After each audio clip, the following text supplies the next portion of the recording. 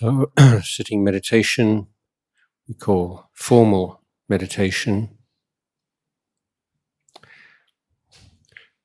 Create an environment which is as supportive of practice of mindfulness as is possible, reducing, eliminating disturbing noises.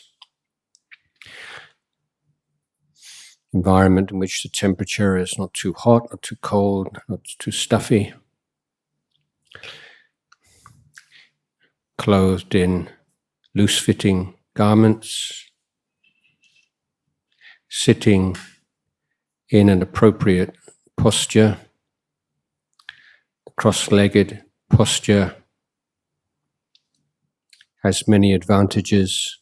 It gives a firm triangular base to the body,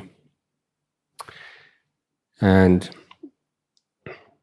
once you become accustomed to the cross-legged posture, it's possible to sit in this posture for an hour, 2 hours, 3 or even more hours without any detrimental effects to your health. It's the Bahn, the chi, the energies in the body circulate freely in the cross-legged posture.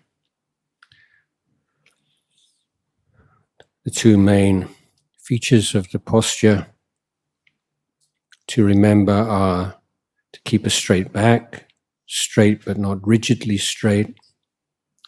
Imagine just the energy pushing down at the tailbone, the coccyx, into the ground, and it's just something's pulling the crown of the head, the gomom, up to the ceiling.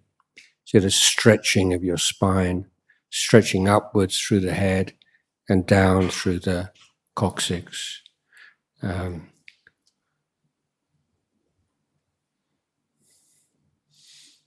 And the test of the posture is that the breathing should be natural and unforced.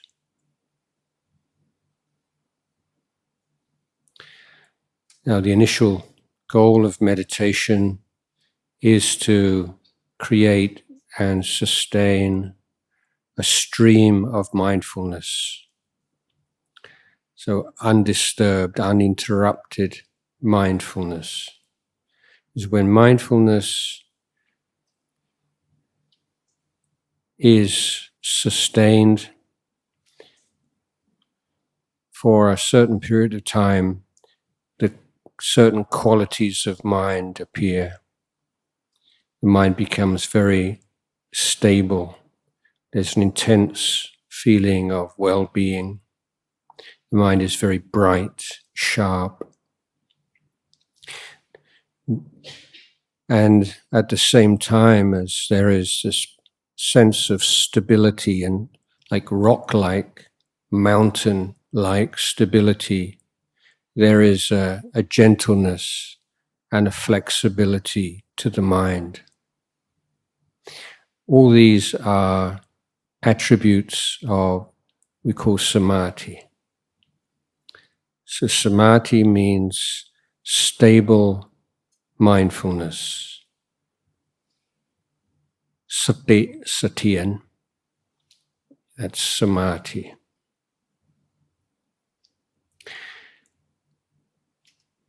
That stable flow of mindfulness also entails the abandonment of the 5 hindrances, sensual pleasures in thoughts and memories and imagination is one. Negative thoughts, indulging in negative thoughts and memories is the second. Dullness, stiffness of mind. Sleepiness is the third. mental agitation and remorseful, guilty feelings as the fourth, and doubts, skeptical doubts going round and round in circles is the fifth. Samadhi is the state in which the mind is receptive to the three characteristics of existence: impermanence, dukkha, and anatta. In samadhi, there is a temporary escape from defilement, but that escape ends with the movement out of samadhi. It is only with wisdom, with panya, that the mind can truly be free of all that imprisons it, and the mind can realize liberation.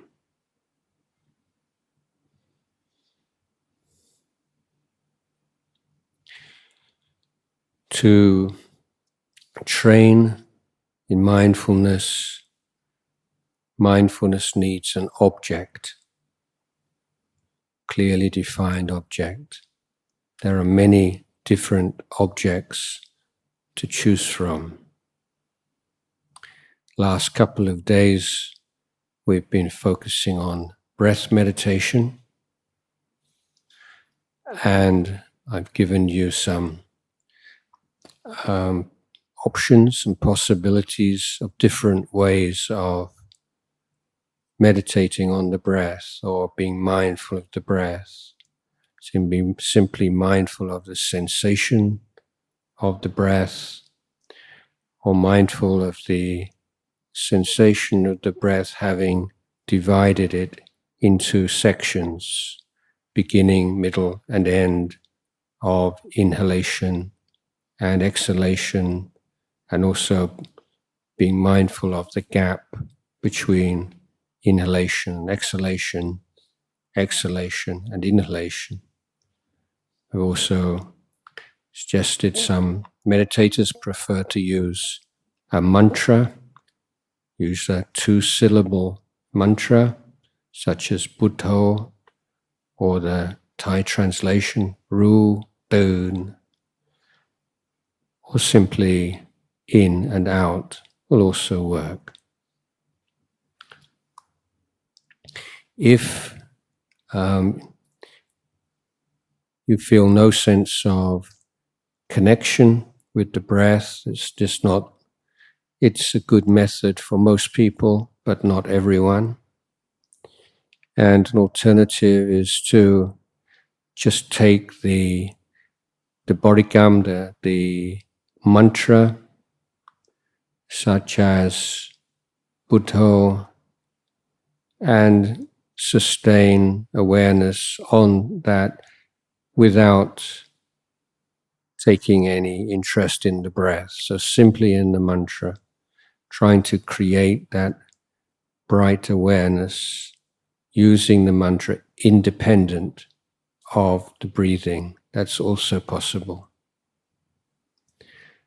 One other option for breath meditation is counting the breaths. And I've suggested the method whereby you change the number you count to, you increase it every time. So you count 1 to 5, 1 to 6, then 1 to 7, then 1 to 8, then 1 to 9, and then 1 to 10. Don't go beyond 10. And that becomes a goal. That's one whole cycle. And the particular value of counting breaths in this way is that it keeps the mind very closely focused on the breath, and because the number to which you are counting is changed every time you can't just do it in an automatic kind of way. You have to be there and present. You have to be awake and aware. These initial skillful means of counting and use of mantras and so on are initial practices to get the sati up and running. Once it's like starting an engine. Once you've got the engine running, then it'll start to progress by itself. You won't need these extra tools.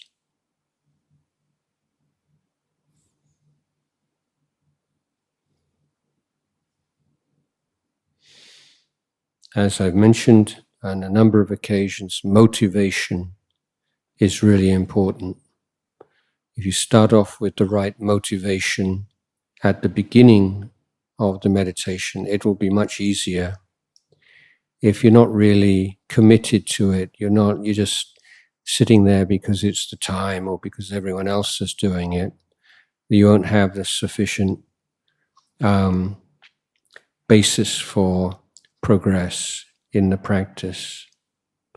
So always take a couple of minutes at the beginning, or maybe not so long, just to check your motivation, your enthusiasm, your interest.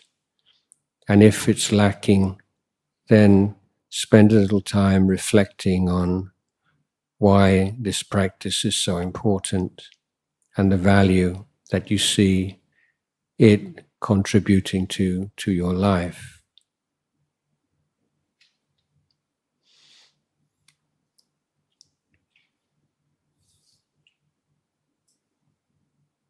So finding a way of enjoying meditation, enjoying the sensation of the breath.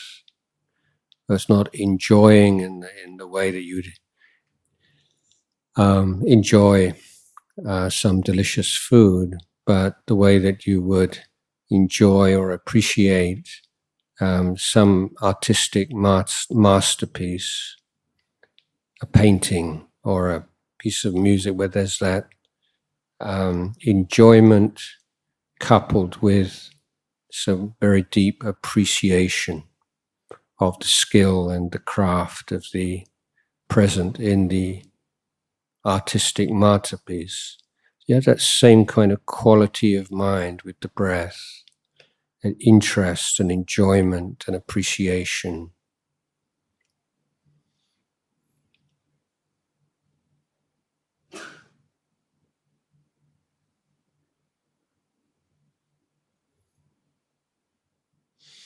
So when your mind wanders off, and usually it will, you recognize that the mind's got lost, and you just recognize, that's just another waste of time, waste of